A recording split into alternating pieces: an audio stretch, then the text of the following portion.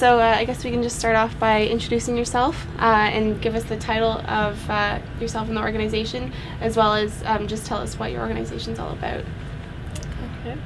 My name's Julia Kerr, and I'm the Research Organizational and Volunteer Coordinator for the Ontario Public Interest Research Group. So we usually go by OPIRG, but it stands for Ontario Public Interest Research Group. And we're one of 11 chapters in Ontario, and we operate out of Brock University. My name is Melissa Nyagovan, and I'm the Programming Director as well as the Community Connections Coordinator. So OPIRG, I'll just elaborate on a bit that Julia said, has been around for a while. It was started in the 70s by Ralph Nader in the United States. So what the idea of PIRGs is to provide a space and communities for the public to direct research and for them to get their interests looked into, basically. So our function in the community is to look at how we can connect Brock campus community with St. Catharines community and do projects that correlate the two together and that work between the two.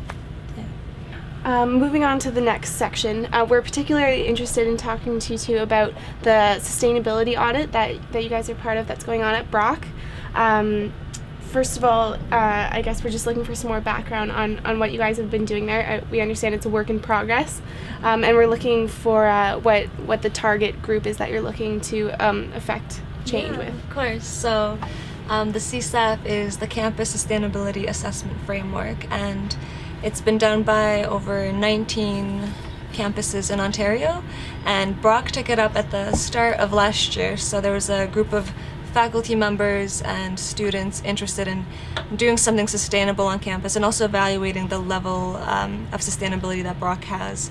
So myself, as well as Richard Mitchell, a child and youth professor, and June Corman, who's a sociology professor, came together to see how we can start researching where Brock is at. So basically we started at the beginning of this school year, and we looked at 4 different sections of the Campus Sustainability Assessment Framework, which has 169 sections to evaluate sustainability. So it has a human component, and it also has like a building and architectural component to it, so seeing how many fountains are in a university, or what type of paper we use in our bathrooms, and also for printing and just regular school uses. So we focused on water use and we focused on electricity. So we contacted facilities management in the school and looked into background records of what our usage has been to see where we stand right now. So it's been a really long process so far, and it's been a lot of work, but we have compiled an exploratory phase of the Campus Sustainability Assessment Framework.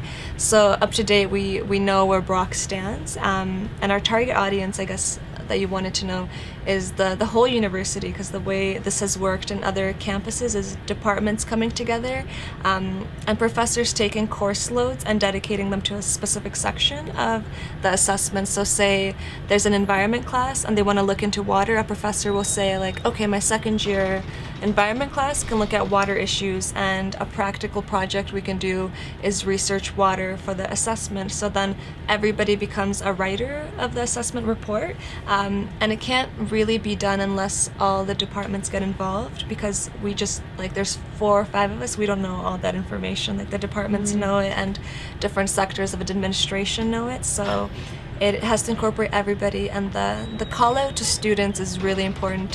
It's an amazing volunteer experience. We have great projects coming up, like community gardening. We have water promotion, water testing going on all the time every year. So for students that are sticking around Brock and want to get involved, please come. And students are also important because the audit takes a lot of legwork, so you can get experience in contacting your peers, contacting your professors and interviewing them and compiling data and getting used to writing professional reports and getting used to being comfortable with I guess with the authority member that you're interviewing, because you get an ease and you get an information sharing going back and forth. So that's where we are. We completed the first phase, and the whole 169 factors will be run starting July. So if students are interested, or the faculty, please contact OPIRG and we can direct you to the specific section of the assessment you want to work with. Okay, so if you guys wouldn't mind telling us a little bit about the social media technologies and tools that you guys currently use.